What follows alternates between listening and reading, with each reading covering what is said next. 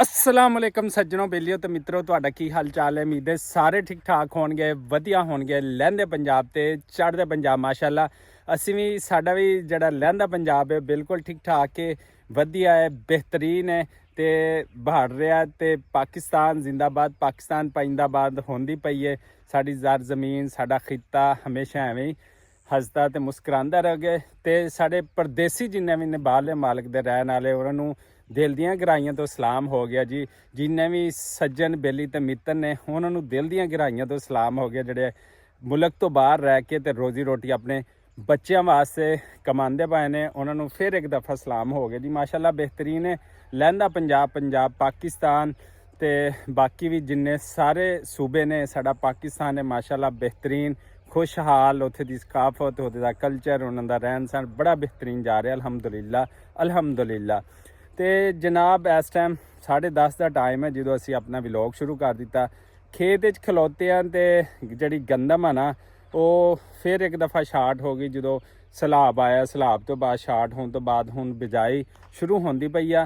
मैं ये कहांगा कि पिछले साल लोगों को कम कीमत मिली तो वो भी टाइम पास हो गया। देखो सैलाब दे विच लोगों का सारा कुछ रुड़ गया ना, तो उन्होंने भी तो जिगरे तो दिल है ने। तो तुसी इस दफ़ा लिहाजा जी गंदम की फसल आ तुहाडे अगे रिक्वेस्ट है कि अच्छी बीजो, मुल्क नूं खुशहाल करो, लोगों नूं करो। देखो जिन्हां दा सारा कुछ रुड़ गया हाले तक उन्होंने मकान की एक इट भी जड़ी उहदी भी बुनियाद नहीं रखी गई। पैसे तो नो डाउट वजीर आला पंजाब ने दिते है, लेकिन उन्हों का जोड़ा पिछला नुकसान हो चुकिया, मुर्गियां माल जानवर सारा कुछ रुड़िया, वो तबाही की तरफ गए। उन्होंने अपनी अखां नाल सारा कुछ रुड़ दे, अपने मकान ढंड देखे, उन्होंने भी तो हौसला वेखो ना। तो साढ़े कोल सारा कुछ होने के बावजूद भी एक गंदम नूं रेट घट लग्या ना, तो असीं कहने आ किसान साडा कहंदा कि असीं मर गए लुट गए। ठीक आ, वो अपनी जगह वो मैनेज हो सकता है, लेकिन जिन्हां दा इन्ना नुकसान होया सैलाब दे विच वो किवें पूरा करनगे।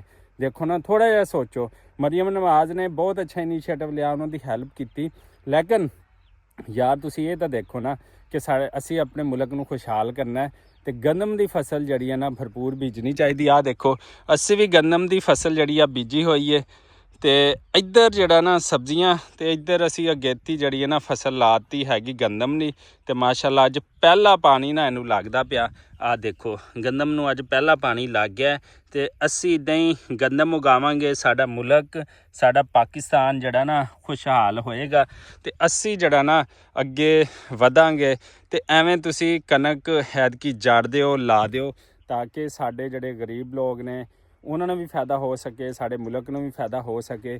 चलो कोई गल नहीं, जे एक अद्धा साल एक फसल ने धक्के खाधे तो आने वाले दिनों इंशाअल्लाह उहदा अच्छा रेट मिलेगा इंशाअल्लाह।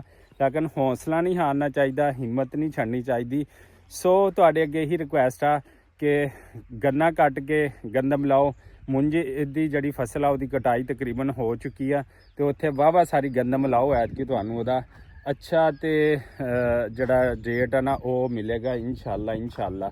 बाकी असी इस टाइम अपने विले मौजूद है, इत्थे सब्जियां जड़ियां सर्दियां दियां देखो लग चुकियां हैगियां ते माशाअल्लाह फुल जड़ा ना रौनक मेला लग्या पिया हैगा चारों तरफ। तो तुसी भी जड़ा ना भरपूर इहदे तावन करो तो अपने मुल्क नूं जड़ा ना अगे ला के जाओ। सो साडी इहदे च तरक्की ते खुशहाली हैगी आ। बाकी अगे वधदे आ, अगे वधन तो पहले साढ़े इस चैनल नासिर अमीन व्लॉग नूं लाइक सबसक्राइब तो शेयर कर दो। तो दूसरे जनाबे आला एक होर गल कहनी कि तीसरी पंजाबी इंटरनेशनल कॉन्फ्रेंस जिहड़ी 5, 6, 7 नूं होण जा रही आ लाहौर दे विच माशाअल्लाह बहुत सारे ममालक तो साढ़े सिख भैन भरा आंदे पए ने, चढ़दे पंजाब तो लਹਿੰਦੇ पंजाब तो बड़े फनकार ते स्टार आ रहे ने। उत्थे फनकार आलम लोहार रमज़ान जानी तो उत्थे इंशाअल्लाह वज़ीर आला पंजाब आएगी, उत्थे बाकी ढोल धमाका होएगा, सारियां चीज़ां होणगियां, लਹਿੰਦੇ चढ़दे पंजाब दीयां गल्लां बातां होणगियां, इहदी तरक्की दीयां गल्लां बातां होणगियां।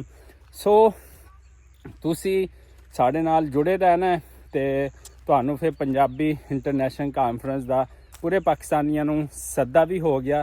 तो ये नाल मैं गल कवांगे भाई अंजम सरोया साहब तुहाडे तक साडी वीडियो पहुँचे तो तुहानूं सद्दे ते इनवाइट हो के आना चाहिए। नासिर ढल्लू अहमद रज़ा नूं भी कवांगे कि इस जड़ा ना ਸੱਦੇ ਦੇ ਉੱਤੇ ਤੁਸੀਂ ਉਹਨਾਂ ਨੂੰ ਬੁਲਾਓ, ਅੰਜਮ ਸਰੋਏ ਸਾਹਿਬ ਨੂੰ। ਇਹ ਨਾਰਾਜ਼ਗੀਆਂ, ਇਹ ਛੋਟੀਆਂ ਮੋਟੀਆਂ ਗੱਲਾਂ ਛੱਡੋ। ਉਹ ਵੀ ਸਾਡੇ ਫਨਕਾਰ ਨੇ, ਸਟਾਨ ਨੇ। ਅੰਜਮ ਸਰੋਇਆ ਸਾਹਿਬ ਚੜ੍ਹਦੇ ਪੰਜਾਬ ਵਾਲੇ ਜਿਹੜਾ ਨਾ ਬਹੁਤ ਜ਼ਿਆਦਾ ਉਹਨਾਂ ਨਾਲ ਪਿਆਰ ਮੁਹੱਬਤ ਕਰਦੇ ਨੇ, ਤੇ ਲਿਹਾਜ਼ਾ ਤੀਜੀ ਇੰਟਰਨੈਸ਼ਨਲ ਪੰਜਾਬੀ ਕਾਨਫਰੰਸ ਤੇ ਲਾਜ਼ਮੀ ਆਣਾ ਹੈਗਾ। ਵਿਊ ਚੈੱਕ ਕਰੋ ਮਾਸ਼ਾਅੱਲਾ, ਪਿੰਡ ਹੀ ਹੈ ਬਈ।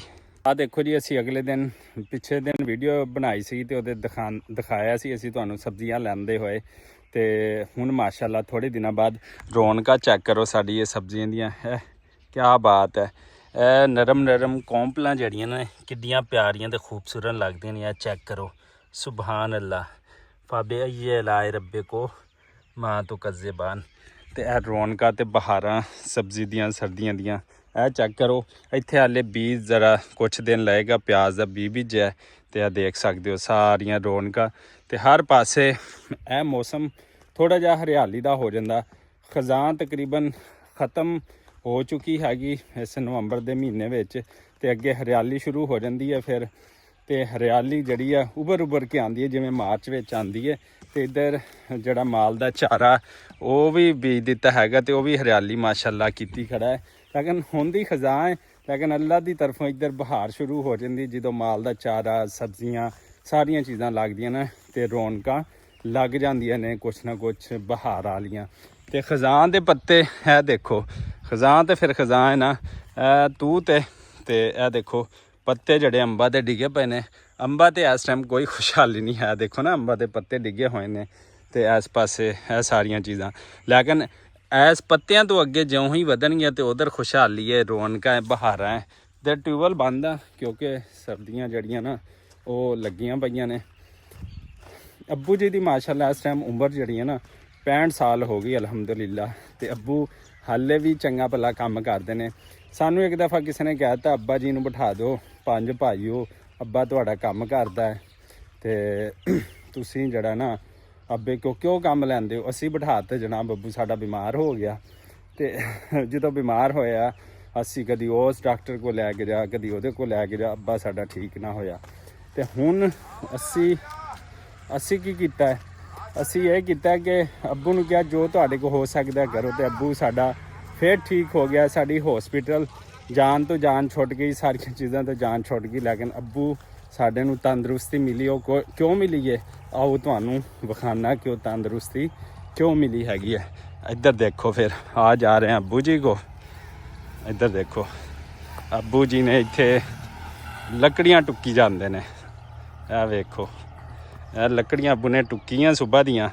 ਇਹ ਵੇਖੋ ਕੁਹਾੜੀ ਚੱਕੀ ਹੈ ਤੇ ਇਹ ਲੱਕੜੀਆਂ ਜਿਹੜੀਆਂ ਨਾ ਟੁੱਕੀ ਜਾਂਦੇ ਨੇ।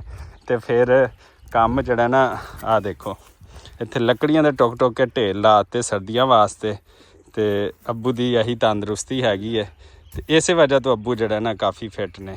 ਇਹ ਦੇਖੋ ਔਜ਼ਾਰ ਸਾਰੇ ਰੱਖੇ ਨੇ, ਪੀੜੀ ਲੈ, ਟੋਕਰੀ। ਹਾਂਜੀ ਅੱਬੂ ਜੀ, ਹਾਲੇ ਕਿੰਨੀਆਂ ਕੁ ਟੁਕਣੀਆਂ? 2-4 ਭਰੀਆਂ ਟੁਕਾਂਗੇ ਜੀ। ਅੱਛਾ, ਦੇਖ ਲਓ ਅੱਬੂ ਜਿਹੜਾ ਨਾ ਇਸ ਵਾਸਤੇ ਫਿੱਟ ਰਹਿੰਦੇ ਨੇ ਕਿ ਸਾਰਾ ਦਿਨ ਜਿਹੜਾ ਨਾ ਕੰਮ ਕਾਰ ਨੂੰ ਲੱਗੇ ਰਹਿੰਦੇ ਆ। ਤੇ ਕੁਹਾੜੀ ਚੱਕੀ ਹੁੰਦੀ ਹੈ ਤੇ ਇਹ ਬਾਲਣ ਜਿਹੜਾ ਨਾ ਬਣਾਉਂਦੇ ਰਹਿੰਦੇ ਆ।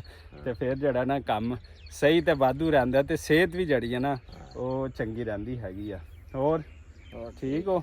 ਜਾਣਾ ਸ਼ਾਇਦ ਤੁਸੀਂ? ਨਹੀਂ, ਮੈਂ ਅੱਜ ਨਹੀਂ ਜਾਂਦਾ, ਨਹੀਂ ਜਾਣਾ। ਇੱਕ ਕੁਹਾੜੀ ਉਧਰ ਅੱਬੂ ਜੀ ਨੇ ਚੱਕ ਲਈ ਤੇ ਦੂਸਰੀ ਆਪਾਂ ਚੱਕ ਲਿਆ। ਦੇਖੋ ਇੱਥੇ ਮਾਲ ਦੇ ਪੱਠੇ ਵੱਢ ਲਏ ਨੇ ਤੇ ਇੱਥੇ ਹੁਣ ਲੱਕੜੀਆਂ ਸਿਰਫ ਜੜੀਆਂ ਨਾ ਉਹ ਟੁਕਣੀਆਂ ਨੇ ਤੇ ਉਹ ਟੁੱਕਦੇ ਪਏ ਨੇ। ਇਹ ਦੂਸਰੀ ਕੁਹਾੜੀ ਤੇ ਜਨਾਬ ਕੰਮਕਾਰ ਨੇ। ਇੱਥੇ ਜਿਹੜਾ ਨਾ ਅੱਬੂ ਨੇ ਆ ਦੇਖ ਲਓ ਚੱਕ ਲਿਆ ਤੇ ਇੱਥੇ ਲੱਕੜੀਆਂ ਬਣਾਉਣਗੇ। ਇਹੀ ਰੌਣਕਾਂ, ਇਹੀ ਮੇਲੇ ਨੇ।